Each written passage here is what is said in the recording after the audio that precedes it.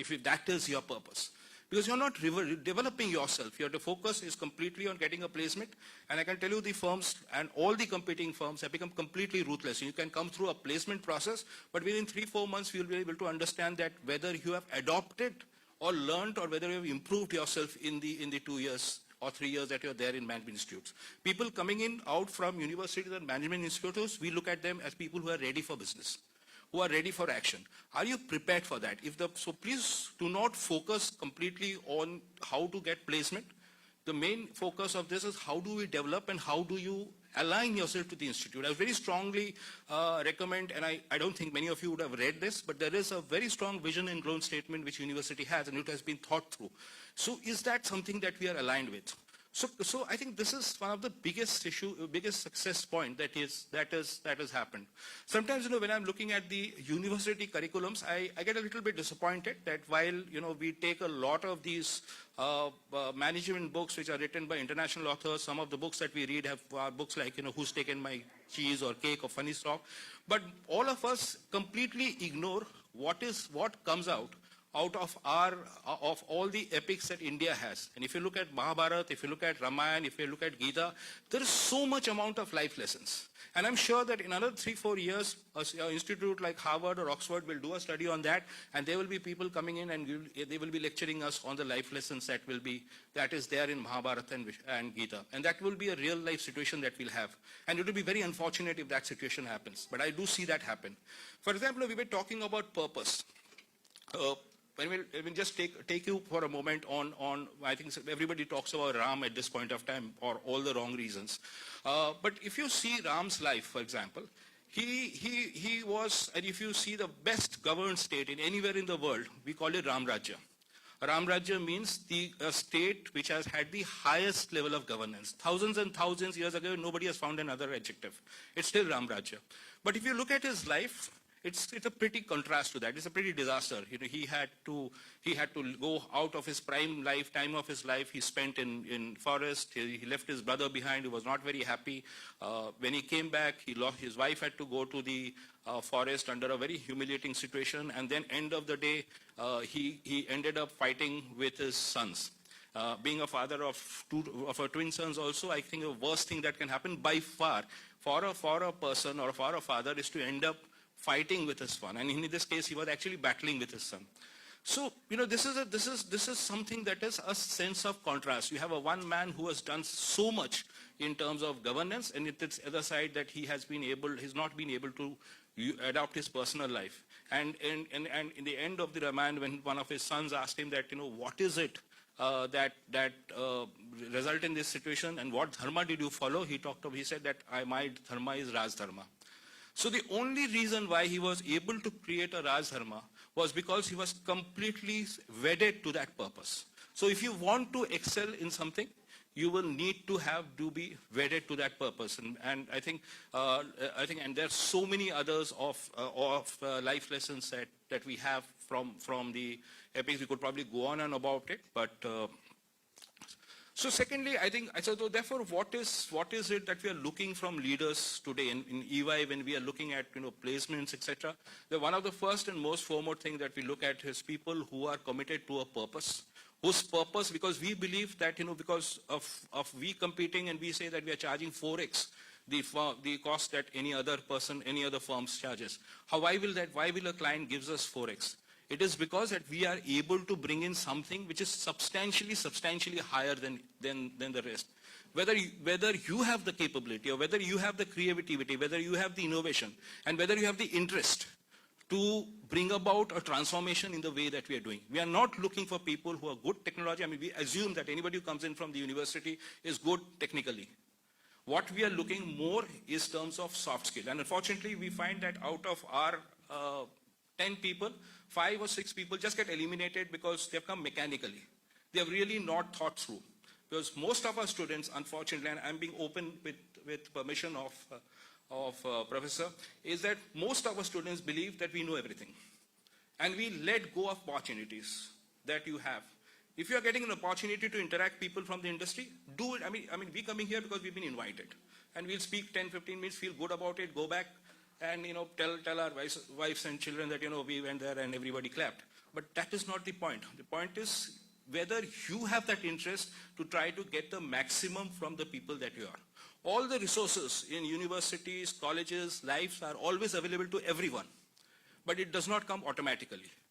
Which is not school where people will come and teach you and force you to teach. You will have to take from the opportunities that is have, and that is the thing that will make a huge difference in any of. For me, for example, and I'm even at this point, I keep on continuously learn. I keep on continuously learning. I'm very looking forward to what Rupakda says or what the others say, and I feel that I go back and I say that I've spent 1.5, 2 hours, 1 hour drive, 1 hour plus 4 hours, but I go back with learning 2 things, that is life. And that is what adds value to me. And we are, at our level, at every level, we are constantly challenged to prove ourselves. Nothing is taken for granted. Even if I've been a partner for 10 years, I will not continue to be a partner on the 11th year if I'm not able to upgrade and continuously innovate and do something different. And I think this is a culture that we will need to very, very strongly build in ourselves. The other thing that I think is, we were talking of turbulent times, and we were talking of disruption. Everybody talks about disruption, and the earlier things that we used to see disturbance is an opportunity.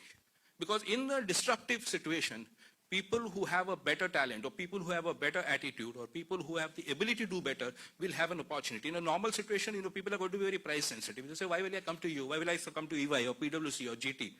I will have somebody next door, I'll hire an individual consultant and he'll do so. Because we believe that we would have the ability to transform a disruption into an advantage. So we do not say that we manage disruption, we say that we leverage on disruption. Every disruption that we have, the whole AI, IT businesses that has come in, the huge amount of business that we have, one of the major businesses, I think in both PwC and EY, is substantially from the tech and IT pattern. A lot of that has evolved during the COVID period. Because the COVID period actually showed that things are not certain at any point of time. So that's the second point. That is a very important point that I think we will need to we're not looking, and that's again a big shift that we are looking at. It's not managing risk, it's not managing disaster. It's saying that how do I use that situation to do something extra. The other thing is that, and I think in terms of, on the 29th of January around 4 o'clock in the morning, we got a call from our team in the Kumbh. EY we were handling the entire technology and the IT part of the Kumbh Mela. And at 3 o'clock of the time, there came a call saying that, there something seems to have gone completely haywire. And an MBA with 40 years of experience, he was actually crying and saying that, I don't know what to do. Because I'm looking at the camera and I'm seeing people getting stampeded. And we were there right in the center. So I think the first reaction that we had at 4 o'clock in the morning, the first thing that we said is, looked is that where are people? We had about 45 people sitting in the camp. So I think that is the first thing that we do. And we discovered that out of those 45, 25 people seem to have deserted the command center. But when we looked at deeper, they were the 25 people who had actually gone into the field and they were actually trying to stop the barricade.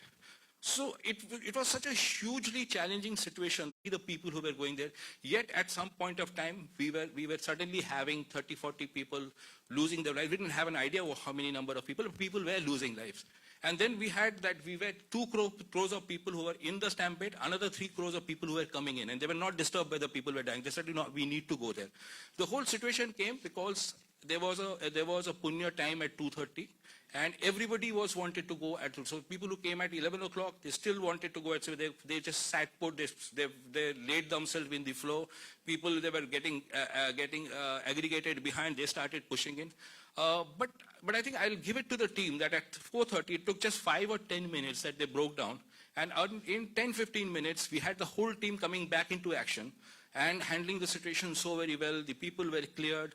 We had about 5 to 6 crores of people who were on the standby. So if we had even lost our guard for a moment, it could have anything else. So I think that is one example of, and we did handle 50 to 60 crores of people. I mean, and again, there's a lot of question about this 50, 60 crores people, and there's a lot of cynicism. India is a great country for cynicism. The 50, 60 people, if I just demystify it, it is basically not individual people. So if anyone who goes thrice is counted as 3 times, which is correct. I mean, if somebody is going 3 times or 3 new people are going it is not. But this is an IT number, and we have about 40 crores of people who had actually entered in Kumbh. Nowhere in the world, and if you take the next level, which is basically in Mecca, it's all in lakhs. At the peak time, it is 10, 15 lakhs. So as in India, we created a technology, we created a team which was able to handle all of these 40, 50 crores people. Is something that we should be very, very proud of, but it is unfortunately the other way around. But I think that is, so the thing that I wanted to say, that you, in turbulent times, you will get into deeper, and I think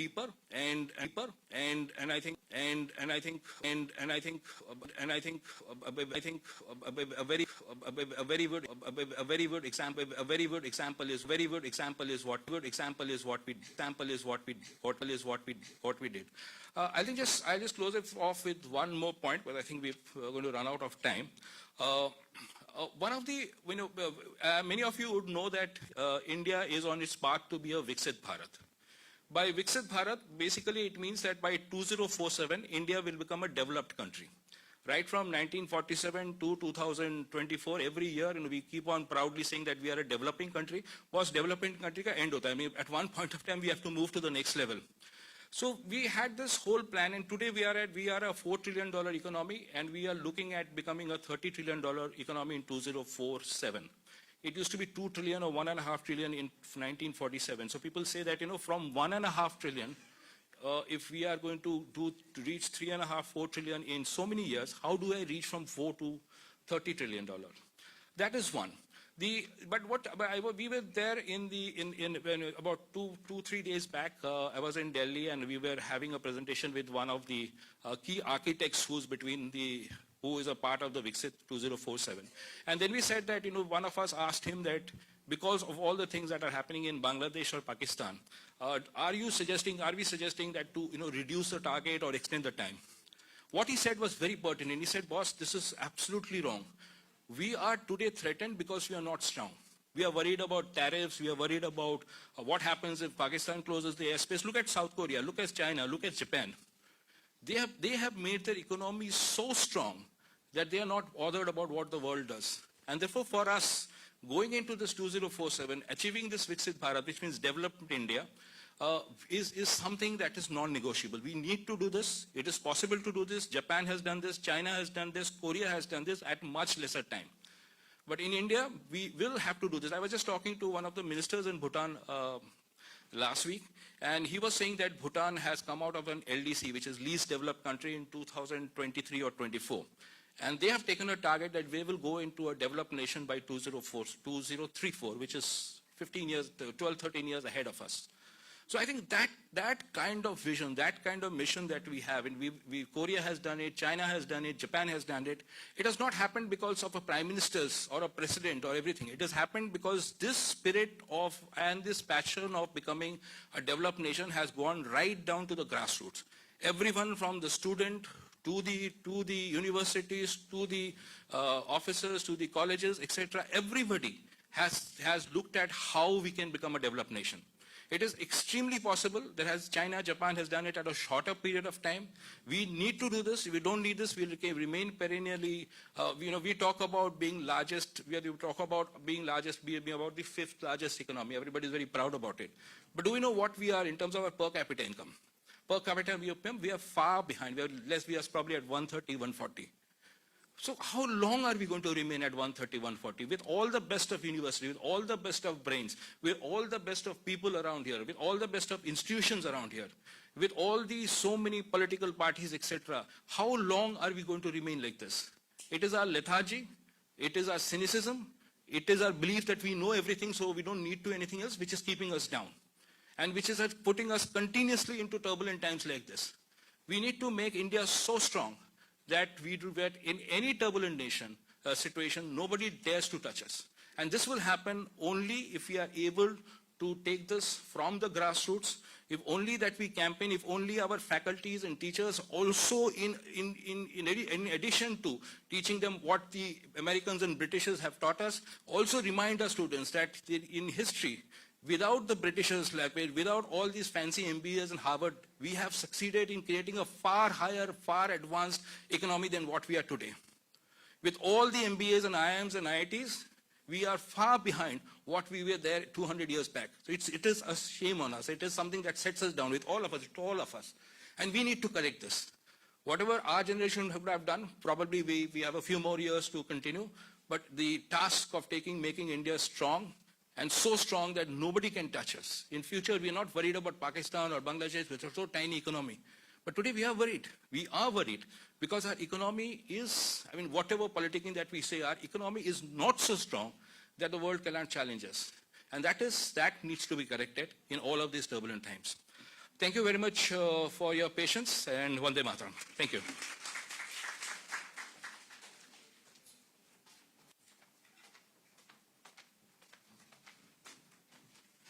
Thank you, Sudeep, you gave us a food for thought. See, look at it this way.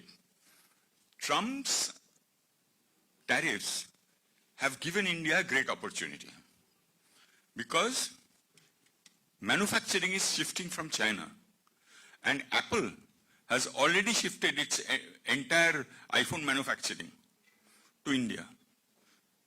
It's really a great opportunity for Make in India, which our Prime Minister had been propagating. But what are we busy with? The governments, the political parties. We are busy with Aurangzeb's tomb. We are busy with, caste census. This is not what we should be doing.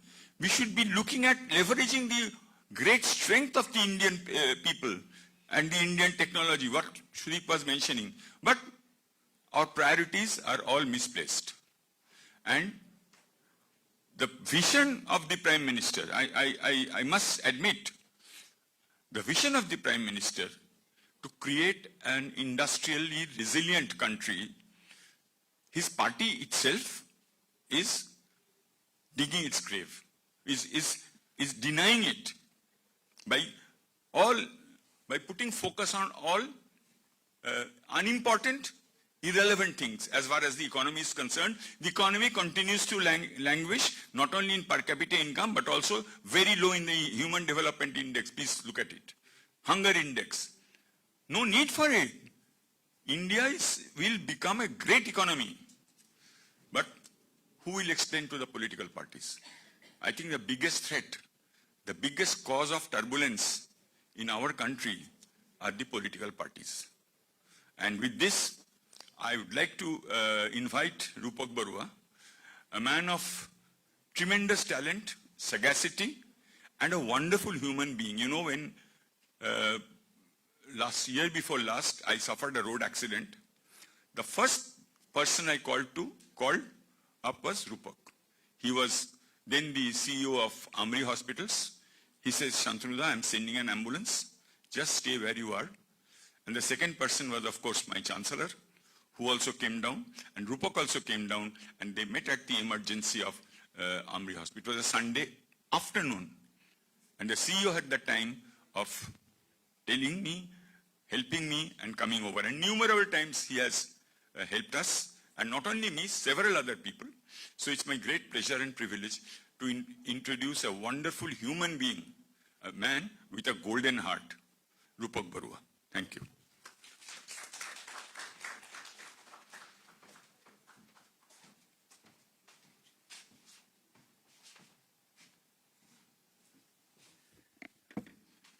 Thank you, Professor Roy, for your nice comments. I don't know whether I deserve it or not. Good afternoon, everyone.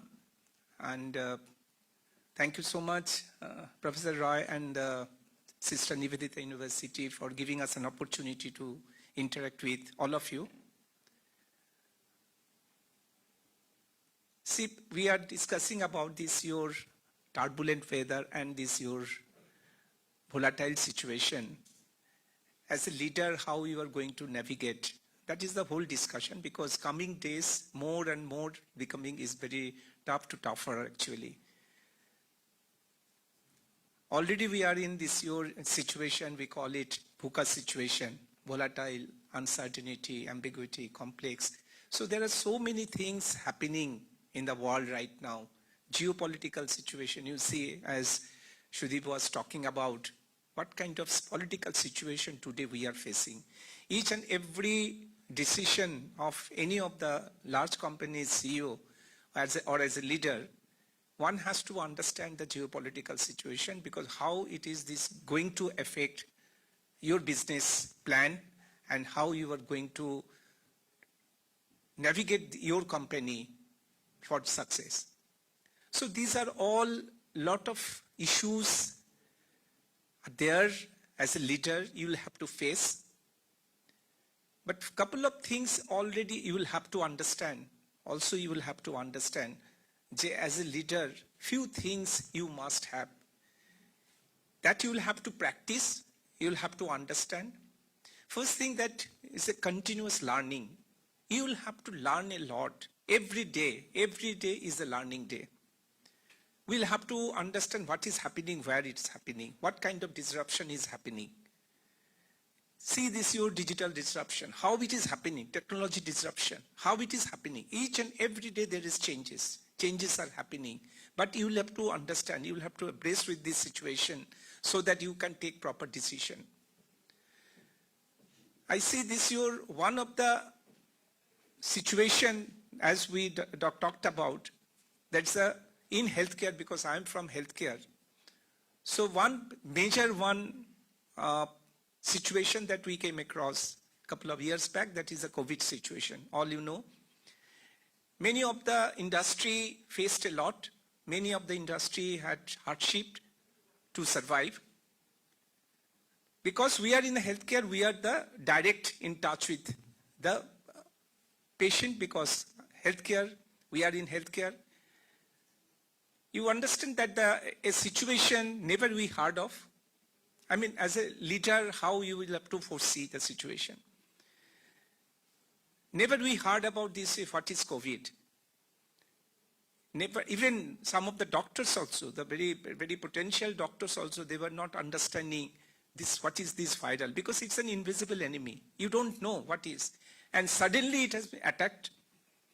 Earlier we could see that it has been happening in China and all those things. I went to Dubai for a conference, and I think in the month of February, middle of February, end of February. So there, because it was an international conference, and I kept on hearing about that something is happening, some major incident happening in some of the European countries, and this your China and all.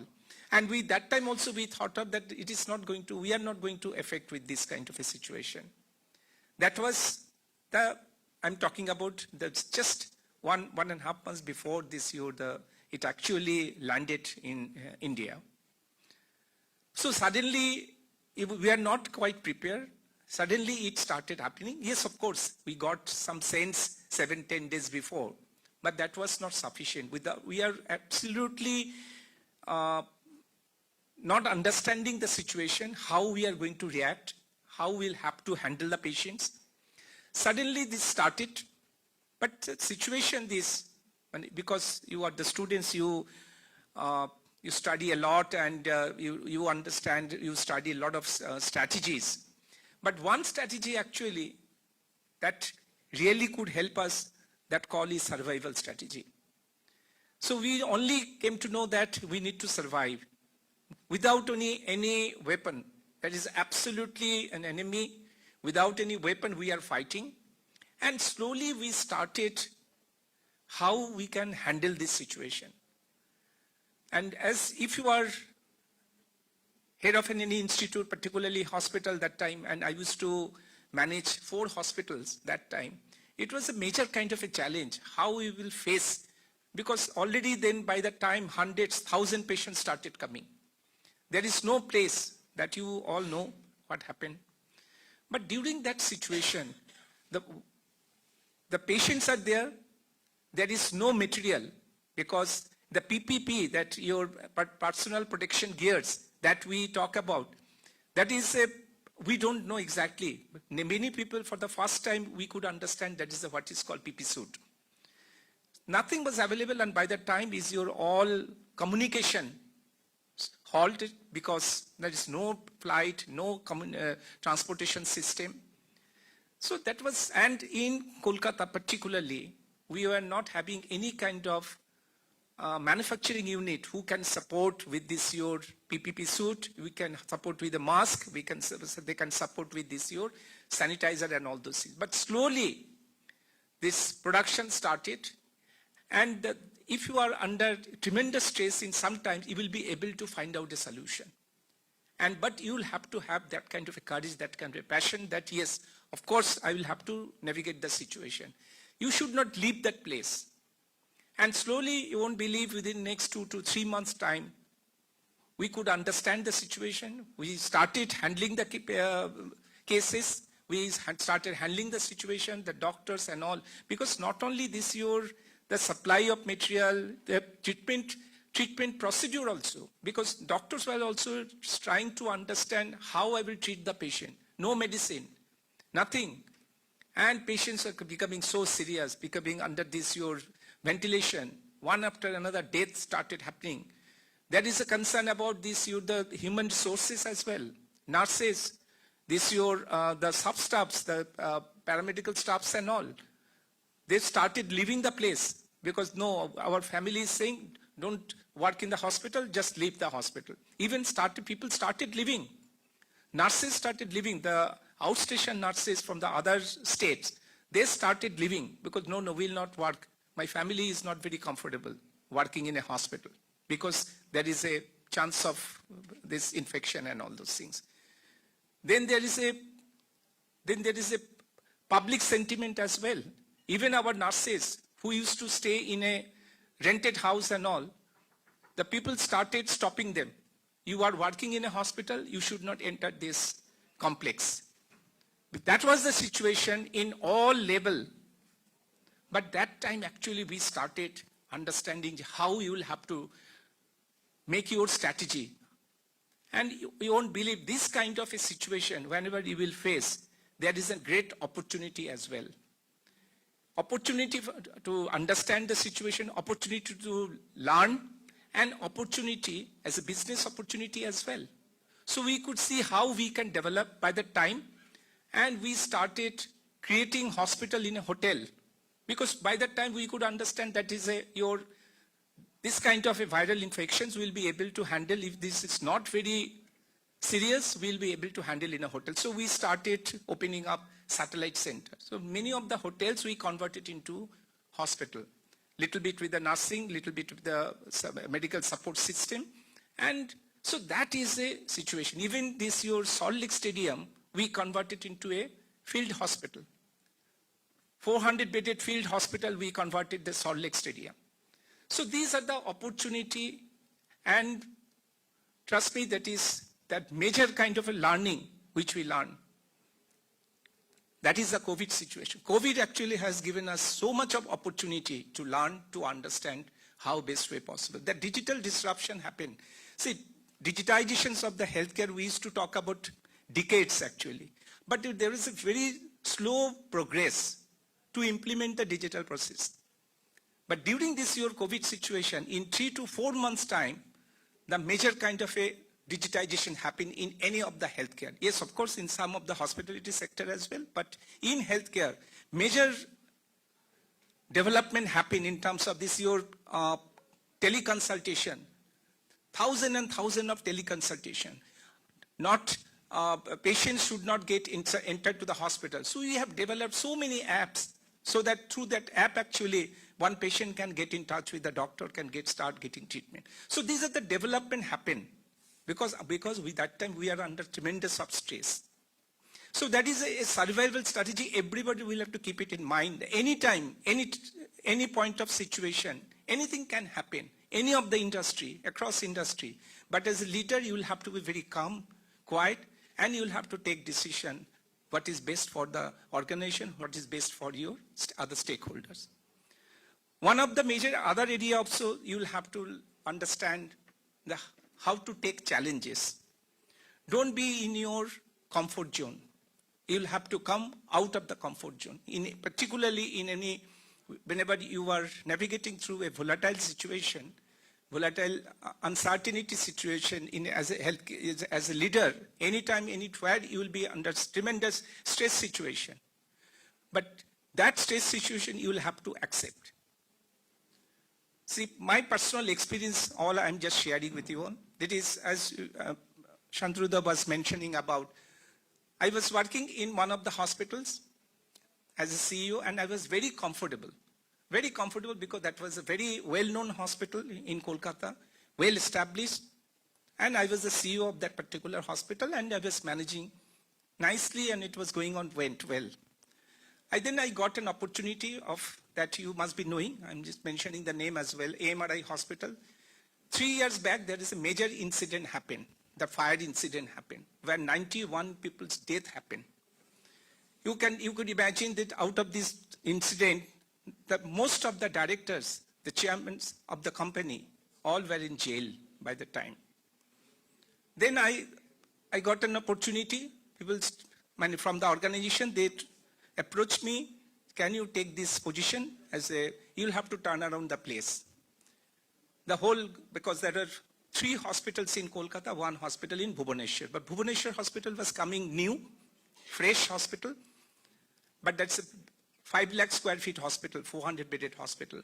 But in Kolkata, 3 hospitals, but there is a tremendous amount of backlash. There is a tremendous amount of negativity in the system.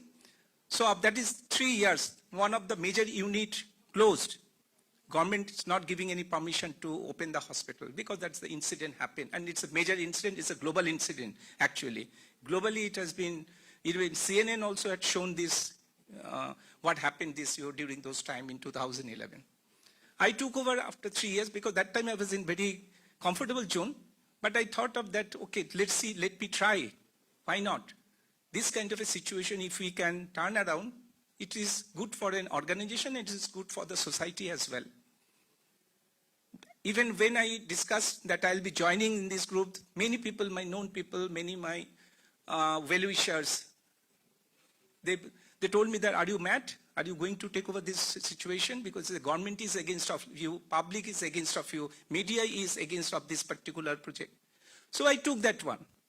And slowly, in 3 years' time, next 3 years' time, even after I joined, that is in next 3 months' time, I could open that closed hospital through this government support.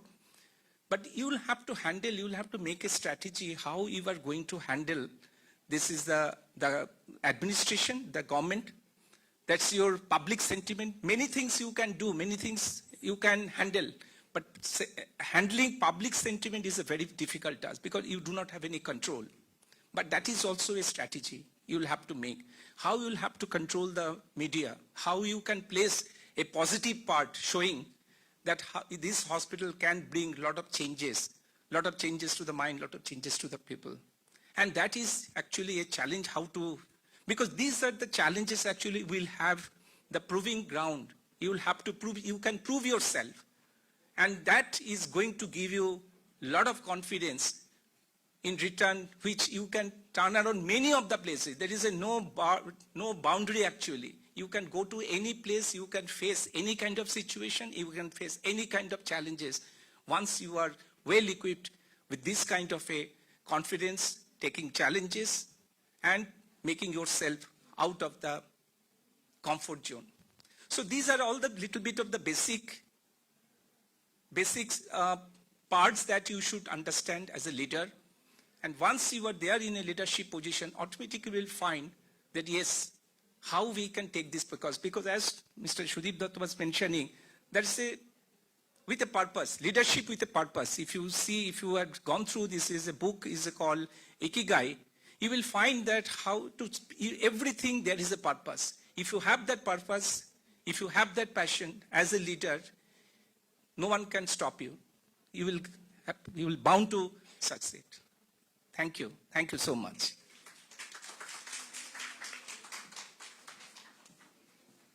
Thank you, Rupak. I now invite Dr. Shubhendu Ghosh, partner Grant Thornton, to please address us.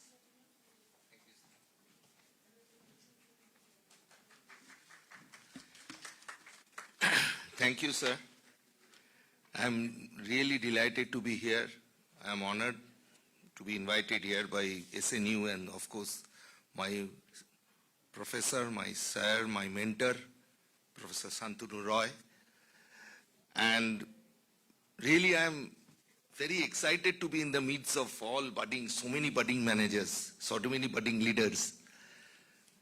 And our topic today is basically the leadership challenges in the turbulent environment.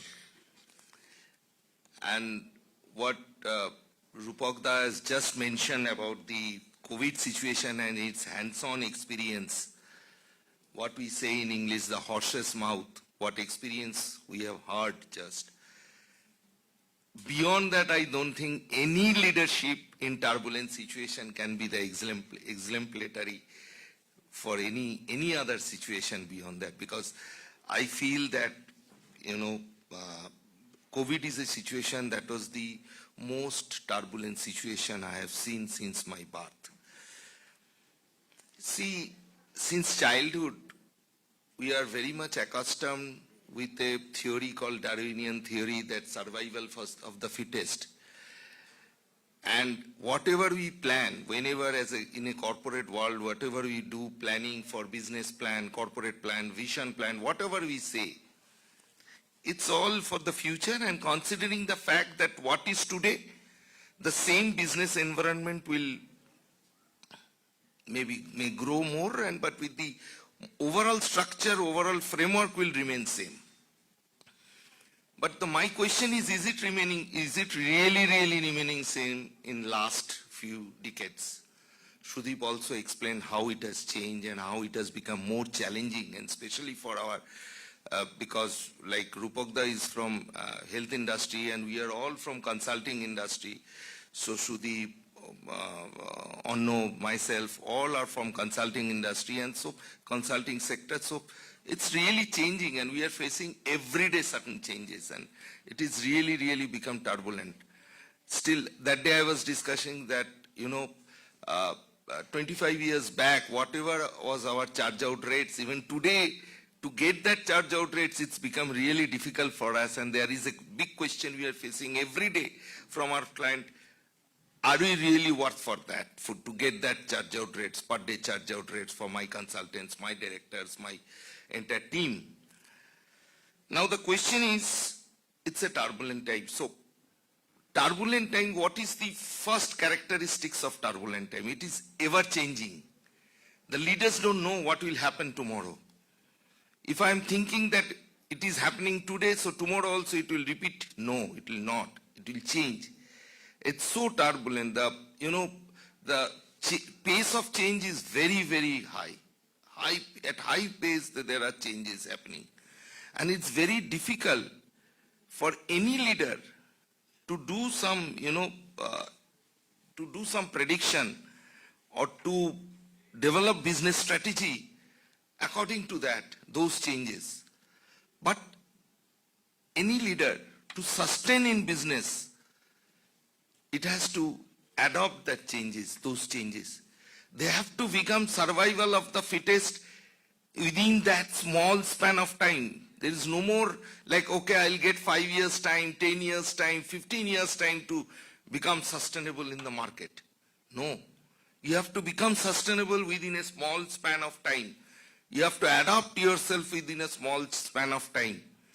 As a leader, you have to guide your team accordingly so that within a small span of time, you can adapt to that rapid changes.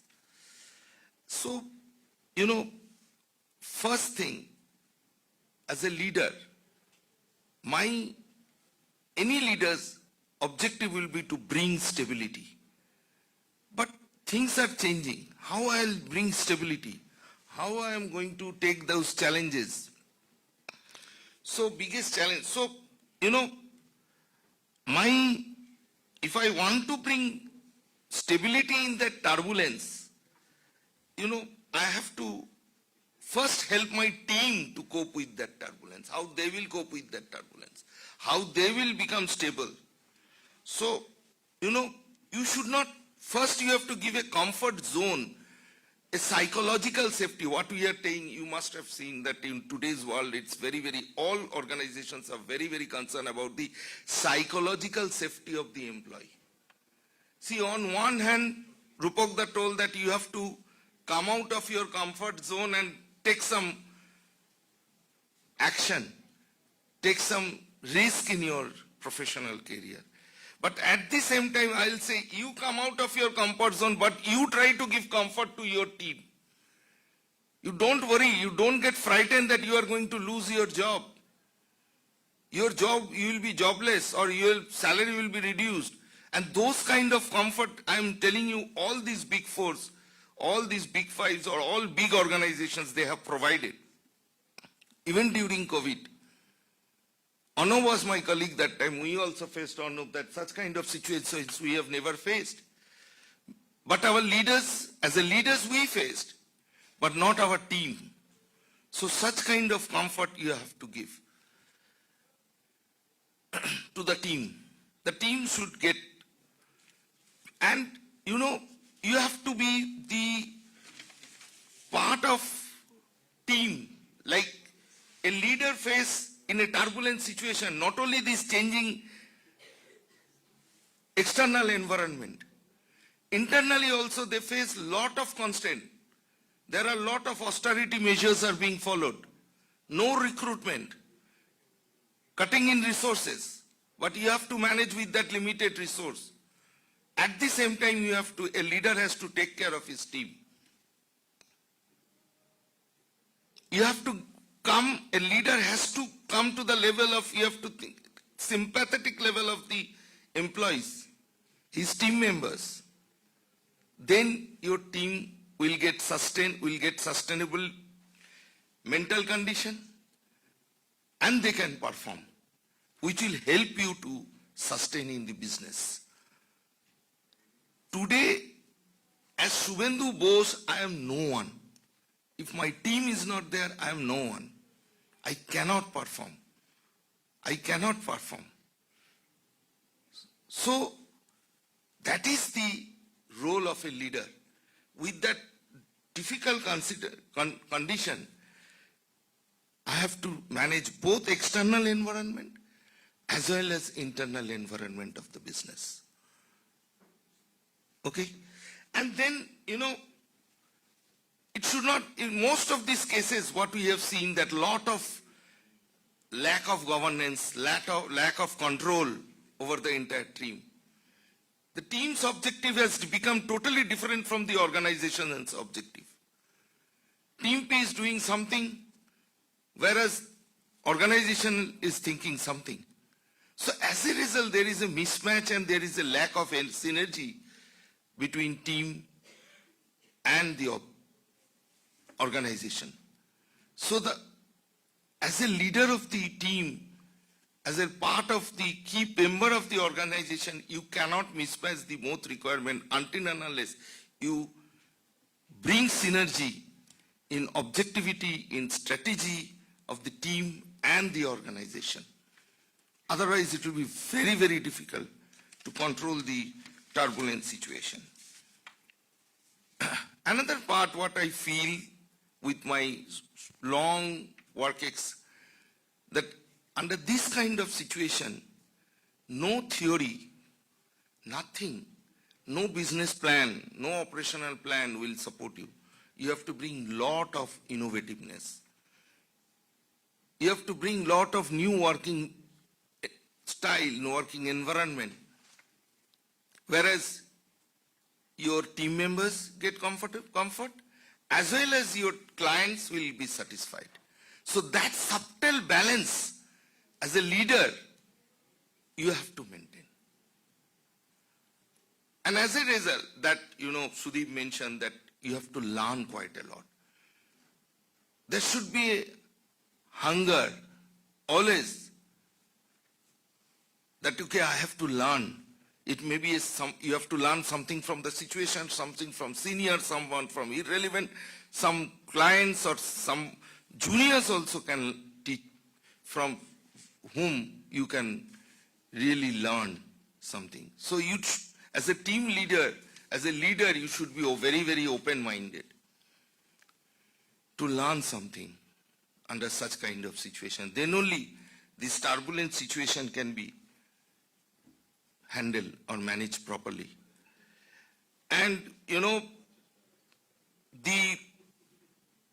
another most important part from a leader's point of view, the communication to the team, it should be very, very transparent. It should be unidirect, it should be clear. It's not like that today you are giving some communication, tomorrow you are giving some communication. In the process, you will lose faith to your team members. They'll say, अरे वो क्या बोलता है, उसको तो कोई ठिकाना ही नहीं है. आज ये बोलता है, कल वो बोलता है. Such kind of things should be avoided. The communication should be very, very crystal clear, very, very honest. If something is happening from tomorrow, let it be. Maybe I'll become very, I lose my popularity to my team members, let it be. But that communication should be there. Otherwise, it will be very, very difficult for you. Then you cannot do, maybe in your list, there are a laundry list of 100 jobs, you cannot do 100 jobs. You empower your team members. You give empower to your team members. You delegate your team members. Give them responsibility. Let them be also accountable. Don't blame them. Handle those your team members and help them to do their responsibility. That is another point you have to take care as a leader. And the last but not least, where the main focus will be to build resilience. Your team should be strengthened enough to bring the resilience. Try to bring the normal condition when you are in turbulent condition. So with this, I'd like to close my speech.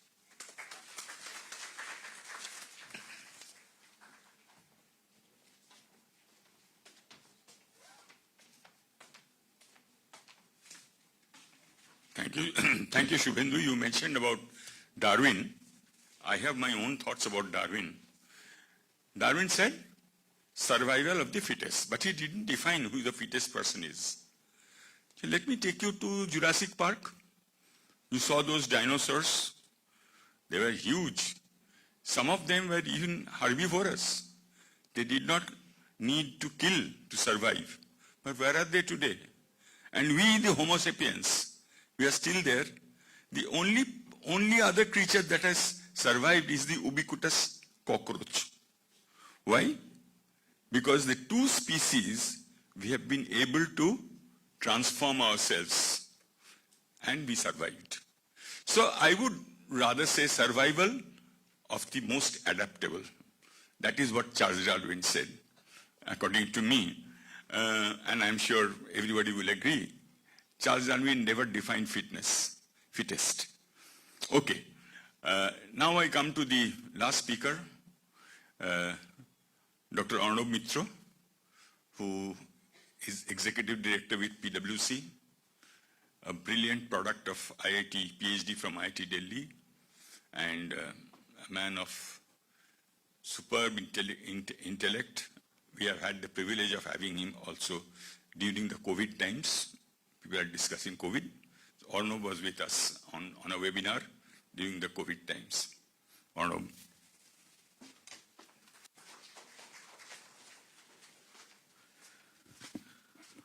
Good afternoon, everybody. Thank you, Professor Roy.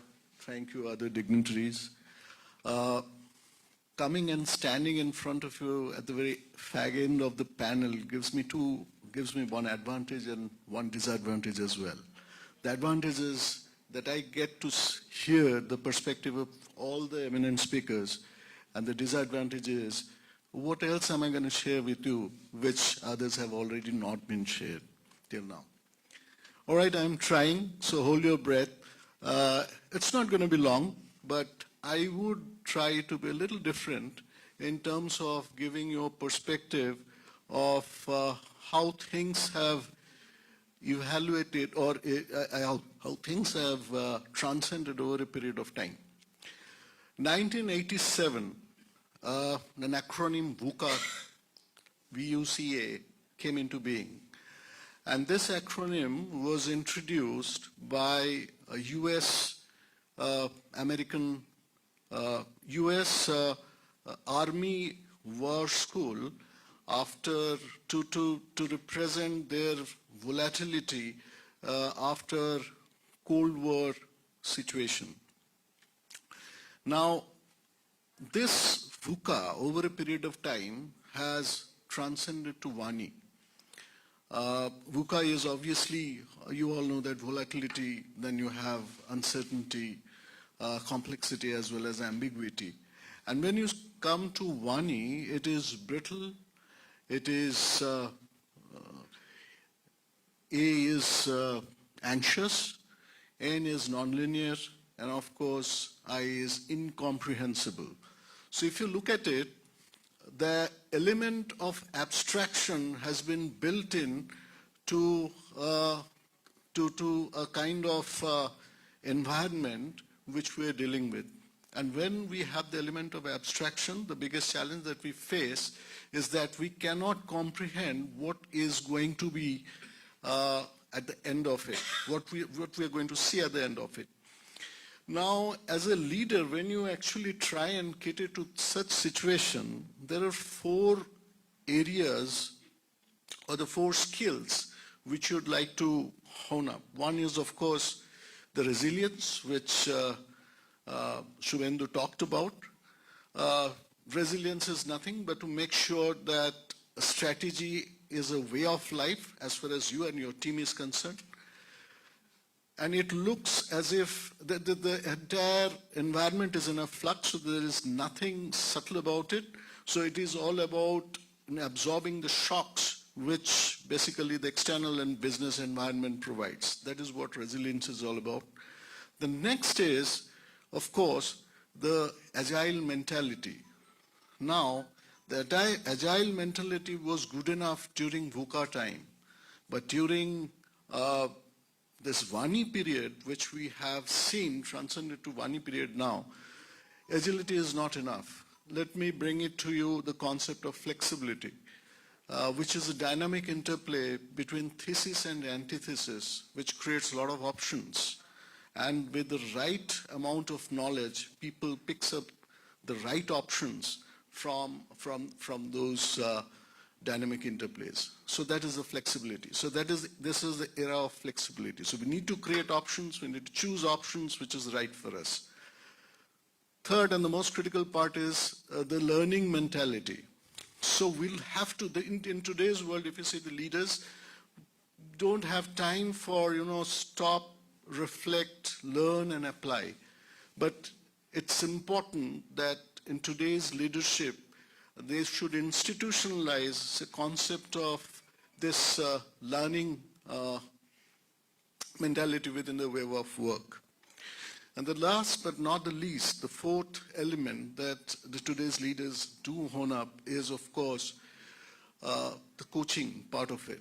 So it is identifying the areas of improvement is only half job done, and then how to address those areas to be able to perform better is something which is very, very important. And to be able to do that, lot of technologies are being used in order to figure out what are the areas of weakness.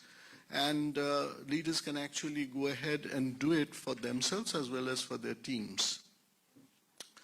Now, let me come back to you to Vani again. So we talked about nonlinearity, we talked about incomprehensiveness while dealing with the situations. So when we deal with such situations, how do we deal with that?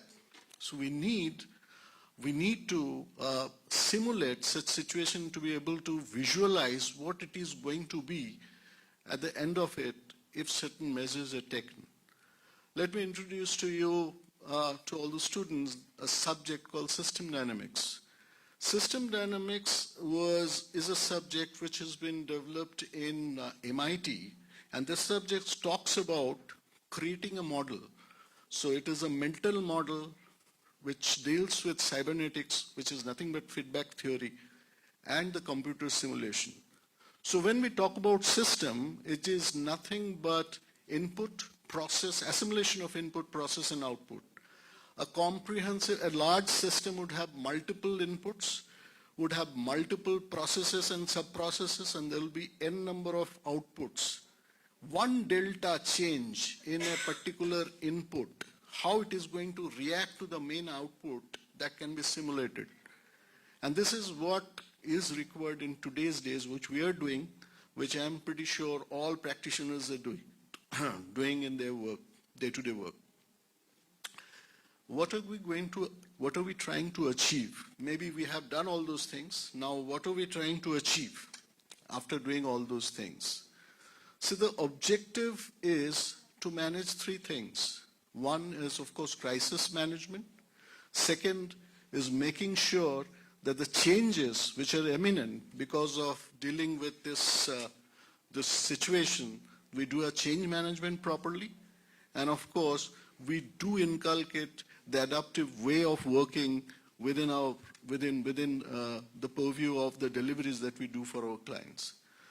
With this, I'd not like to drag anymore. I'd like to end my talk at this point of time, but I'd like to leave certain thoughts in your mind in terms of how you propose to deal with a situation which is nonlinear and incomprehensible without, and without actually dealing with the tools like system dynamics. But having said that, before I finish, I would also like to touch upon one particular thing. So if we have seen the element of abstraction which has come to the VUCA kind of an environment, we need to also see why this has come. This transition has happened primarily because of three reasons. One is, of course, the huge of data explosion that we have, the AI, and the changes in the landscape of IT, the changes in the social structure, the economic structure. Everything contributed to create a kind of situation which generates anxieties because no one can comprehend what is going to happen at the end of it. So all this put together, what we need to do is to make sure that we inculcate those 4 pointers we talked about. One is, of course, resilience, flexibility, learning mindset, and of course, the coaching part of it. And we make sure we navigate through this turbulent time in a way that we intend to. Thank you very much. Would the speakers like to take a couple of questions? Is it okay? Okay. Yes, the speakers would like to take a couple of questions. So students, faculty, anyone who is here, any questions to the speakers?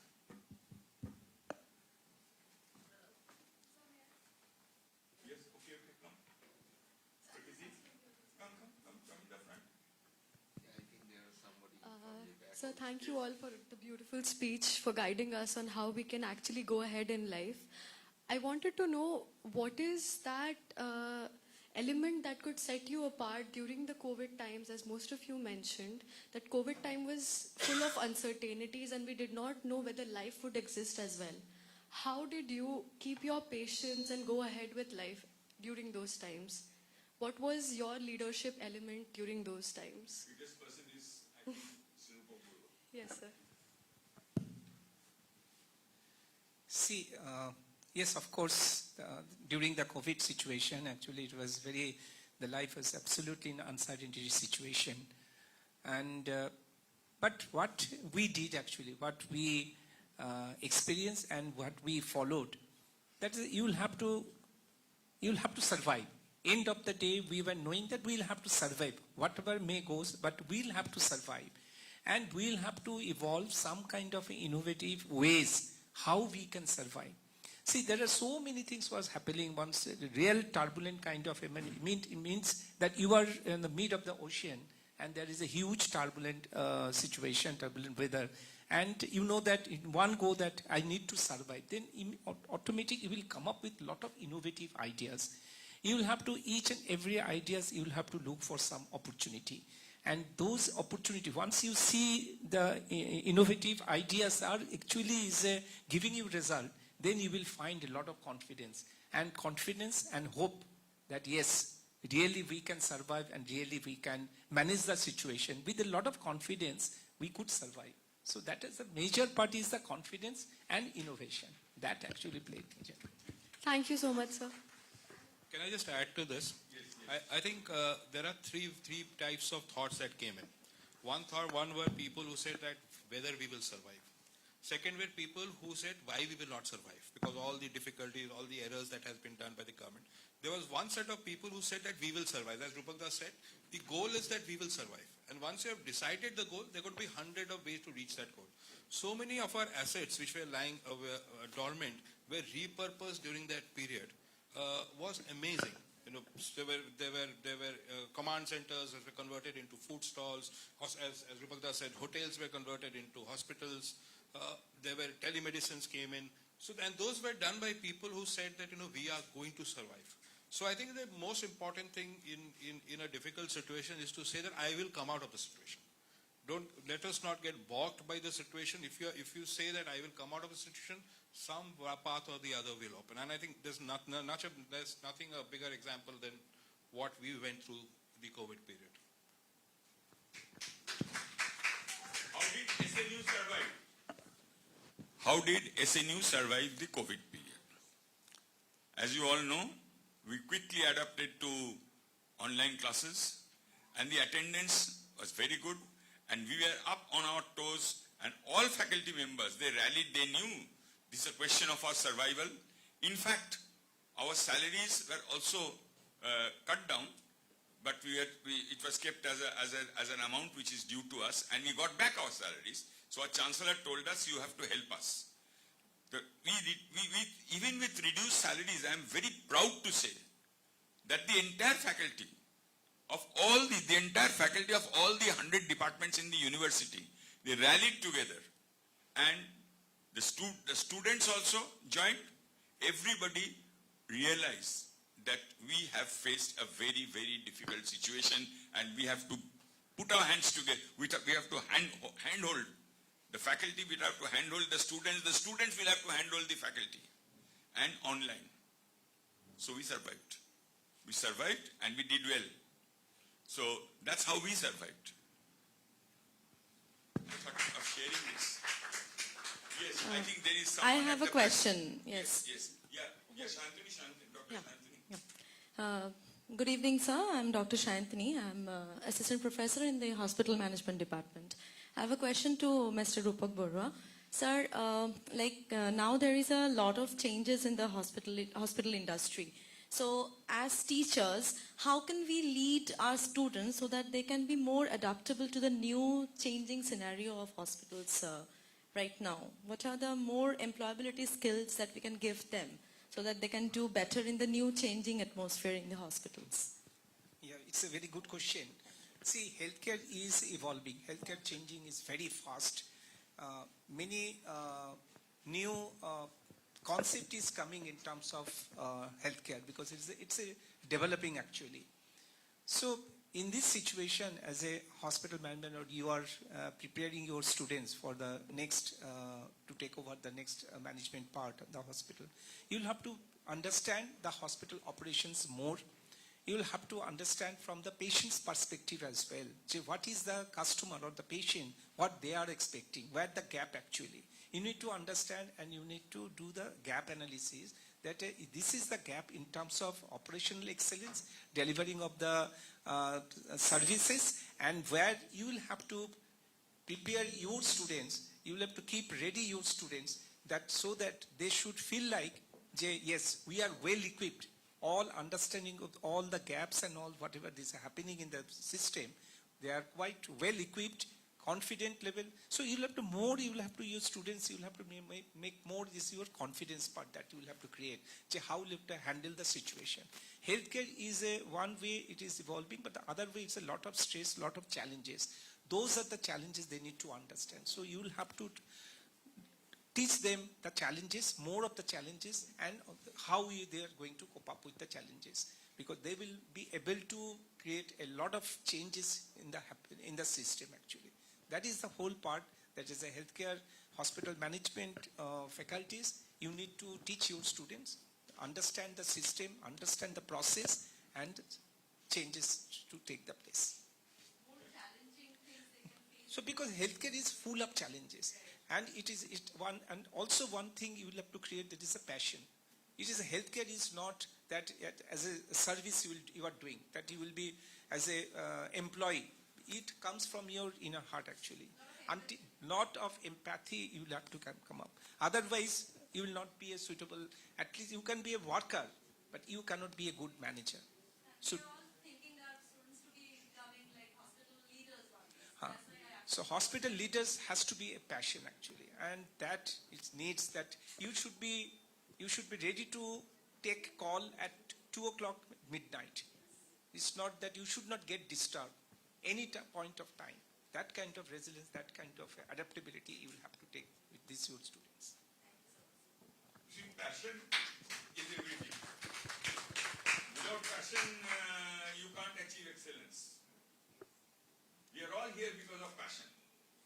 This, with the support of everyone, this CEO's Conclave is a very big success. We are so grateful to Century Ply and Laupala. They have entirely financed this. Not only that, we have surplus now. Why? Because even at this age, I am fully passionate. My team is fully passionate. Let me introduce you to very passionate young colleagues. Where is Orko? Orko and Dev. Orko, please come here. Orko and Pritam. Two of the youngest faculty members. They have worked day and night to support this. They have come to the absolute ground level with the students. These two very young faculty members, they both belong to sports management. So that is why being sportsmen, they are prepared to face any situation. And during COVID times, what we did is, I think, we changed our goals from output-based education to outcome-based education. What is it? Industries, input, raw material, input, process, output. Education cannot be that. Education used to be pre-COVID, input, student, undergraduate, and talking postgraduate, input, undergraduate, process, output, postgraduate students. No, we change it to outcome-based student. We now know where each student, what each student is doing, each alumni member, where he is, where he is going next. That is outcome-based. Now, if you ask me, we started in 2000, first batch was 2020. Each of those students are known to us, then we know where they are. And I think that is the, COVID gave us this opportunity to think, can we change it? Can we change teacher-driven learning to a student-driven learning? And we are very proud to say that we are following the student-driven learning. So all these things we did. Yes. I saw a hand coming up at the back. Yes, who is it? So one question I have. Yes, sure. Good evening all. I'm Pragati Pal, MBA second semester. So I have two questions. First is for Dr. Shubhendu Bose. So he was talking about like the employee part of the system. So in a turbulent environment, everyone thinks of the stakeholders, the customers, etc. But from the perspective of a manager, how do you retain the trust of the employees? Shantanu sir was also saying during the COVID or even recession. How do you maintain the trust that if it's a recession, then we'll be opening eventually, or if it's a low profit, then how do you maintain that trust within the employees as a manager? That is that. As I told you, during COVID, there was salary cut from the partner's salary, but there was no salary cut from managers and below consultants, senior consultants, even if our profit margin was less. Okay, even company, our organization, our firm, born in from their reserves and surplus. So that is one. Second thing, everybody, you have to, as a manager, as a leader, you have to bring the sympathetic part of the employees. You know, they also faced COVID. Their family members also faced COVID. Whenever such kind of situation, personal care was taken for each individuals, even from the farm side. All type of help were extended to all these our team members. Thank you, sir. Here, indication also is during the COVID situation, we have also certain percentage of reduced salary from our mid-management level, including the doctors as well. Those who are day in, day out, those who are handling patient with sacrificing their life, even because not a single day we could stay back at home. Even I used to, because my driver was not there that time, so because the driver was not available, I had to used to drive from one hospital to other hospital. It's each and every day, but with a almost 30-40% all salary cut. But that is salary cut. We are looking at that, because we are looking in this so positive way, so passionate way, that we'll have to survive. We'll have to come up with some kind of a positive, we have to make a positive situation that is everybody can survive. So that was goal, and it is through this your communication, counseling, because doctors were not very happy at that time when we declared that we'll have to reduce your salary. But through communication, through counseling, through every day, there's a lot of discussion we used to do, and ultimately we could manage the situation. That is all. Lot of measures were taken, like, you know, on the call doctors. That was organized from the, you know, from the farm itself. On the call doctors, on the call testing. Like, you know, lot of activities were. Any other questions? Yes, sir, one more. That when Dr. Anna Mitra was talking about abstraction. So as a engineering graduate earlier.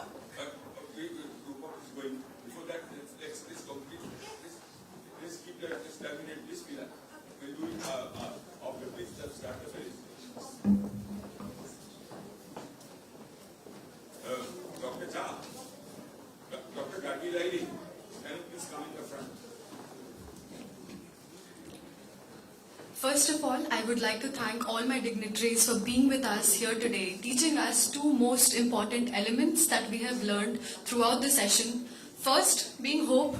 Thank you to all the dignitaries here for teaching us what hope means to us, for teaching us that in any kind of situation we can actually go ahead to have actual hope in our minds.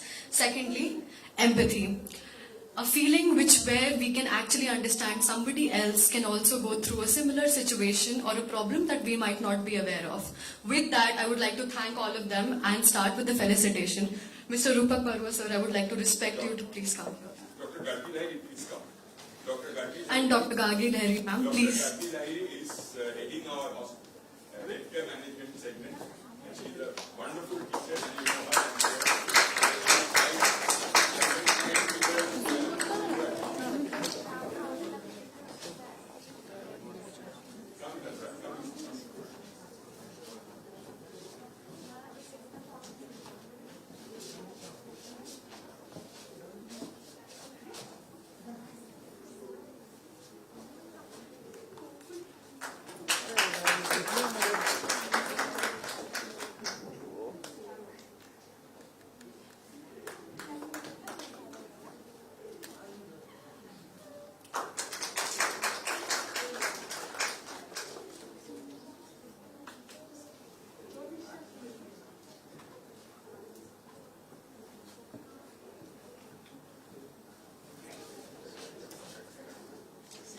Thank you, sir. Yes. Dr. Nivedita, please. Yes. Dr. Nivedita is the head of the Department of Economics. Eminent economists. A very dear friend of ours. Yes. Dr. Sudhir Dotto. Not doctor. Non Dr. Sudhir Dotto.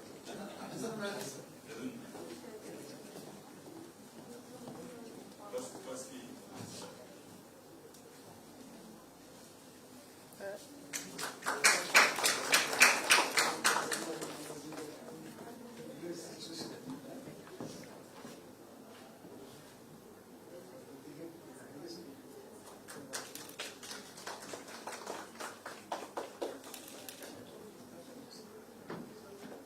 I now request Dr. Momita Chatterjee, very senior faculty with us in the Department of HR.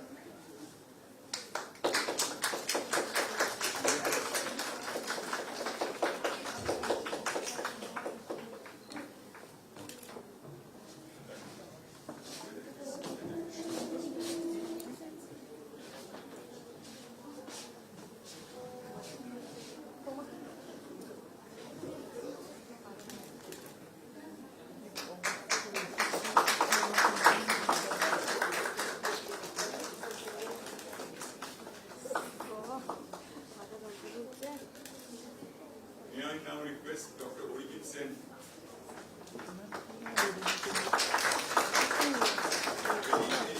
committed faculty in my area, finance.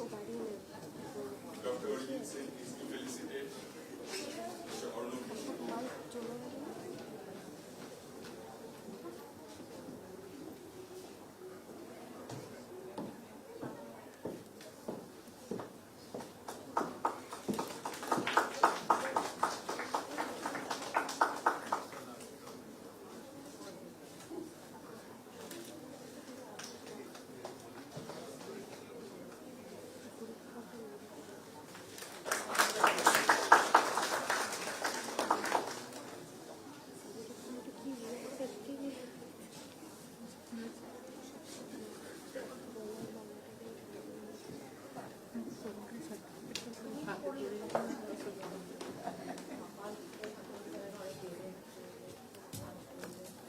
So with this, I think, thank you very much for supporting us. It's been, I must say that our Chancellor could not come, but he had said that he will come. But everything that we are today depends on one person, Sottam Raju. You know, 7th May 2024, he lost his beloved wife. And 5th May, his wife was admitted to the Amri Hospital, where she breathed her last on 7th. So he told me yesterday that, Shantanu, I just can't come, because 5th to 7th, he had another program today. He has cancelled it. So he said, I will again come. But I'm sure his blessings are with us, his support are with us, and his passion is with us.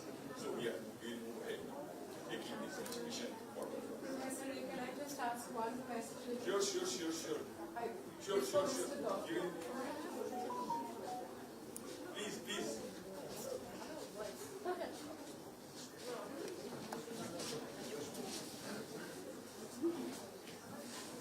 Yes, I would like to introduce Ms. Shuparna Chakraborty. She is a chartered accountant and she is sitting in the board of 3 companies, 2 of which I am also a director. Shuparna is with me in the board of Laopala. She is in the board with me in SKT Securities Limited, and another one is Eurofly, where I am not there. Shuparna, please.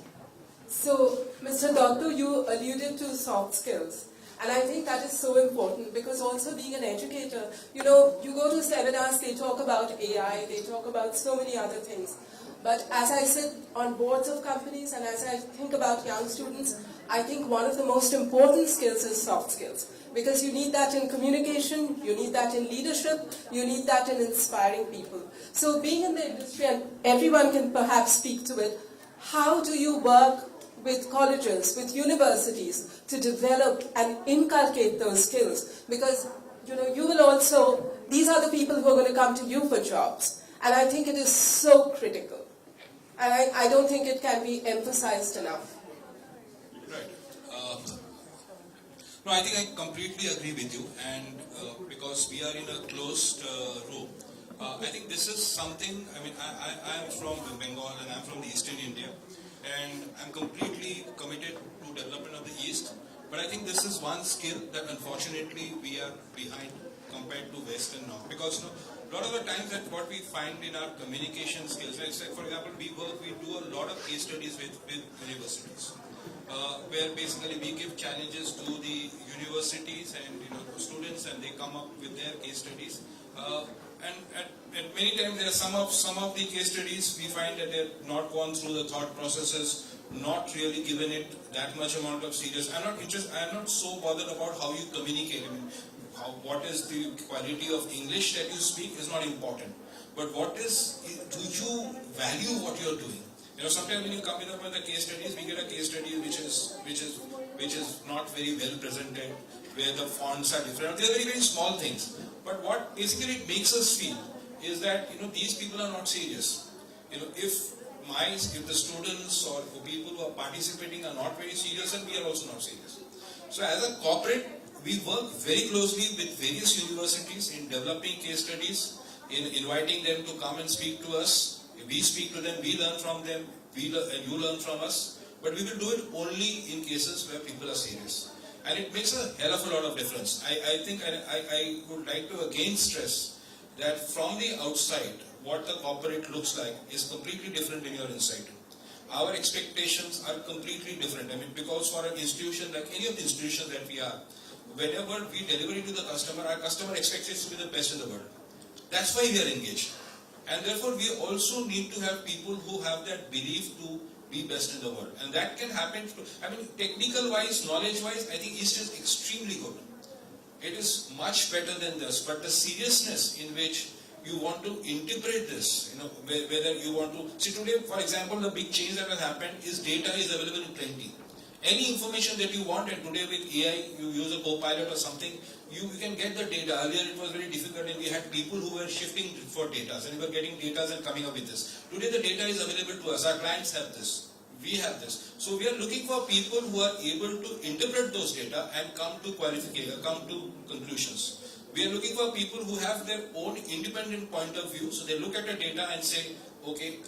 Today none of our clients wants to see, what is a 10% GDP growth or 5% GDP growth or whether the per capita income. Nobody's interested because that data is available. We are looking for people who will interpret this and say that this is ours is 7%, but during that period there was this country which made from 3 to 8% because of these reasons, and therefore if we adopt this, we will succeed. It's not very difficult if you try. But you need to be extremely serious. We kept on talking about one thing that is very important is whether you have the hunger for learning. When we come to this university, also the other thing that I would like to mention this is that when we come back to the university, we also go back with an impression about the university. So we're looking at a certain level of universities who we feel, when we go there, we see the environment, when we see questions coming in, we feel that, there is that hunger for learning. Yeah. So we value institutions, we value where the hunger for learning is very high, where the passion is very high. Everything that we do is driven by passion. I along with one of my colleagues was 4 years older than me. We got a flight at 3:30 in the morning today. And we've been doing this continuously for the last 7 days because of something that is happening which we have a deadline. We come back, I got up at 3:30, one of my colleagues was further away, got up at 2:30, we got a flight at 5, we reached at 7:30, we went to Namano, which is on the other side of town. We are back here, we don't feel tired because there is a passion, because we feel that, we have done something. We are doing something. So when we went to this, the Chief Secretary was there in the meeting, there were a couple of remarks that he said, and which made us say, oh, I hadn't thought of it. So that made my day, that today I have learned something. So I think that the hunger for learning and a very strong passion to a purpose is very important. When we spoke about healthcare sector, I think it is applicable to everything that we are doing, is that whether you have a passion to a goal. If we are say in the healthcare sector, I won't say that, for a healthcare sector, you don't have to say that, I have a passion to save thousands of lives. That may not be a passion. But our passion should be that the healthcare system in East is going to be the best in the world. Take that, and that will also give you income. And we spoke a lot about COVID. We are the fortunate people who survived. But the COVID also brought in a huge lessons of the gaps in the way India has functioned. The biggest image of COVID is, if you close your eyes, you will remember that the thousands and thousands of people who were moving from our cities to the rural centers, who were stopped at the border, they could not reach their home, they could not get treatment, there were thousands and thousands of people who were sitting in borders. That showed a crack in our country. It showed basically that concentration of our economic wealth is centered at very few places.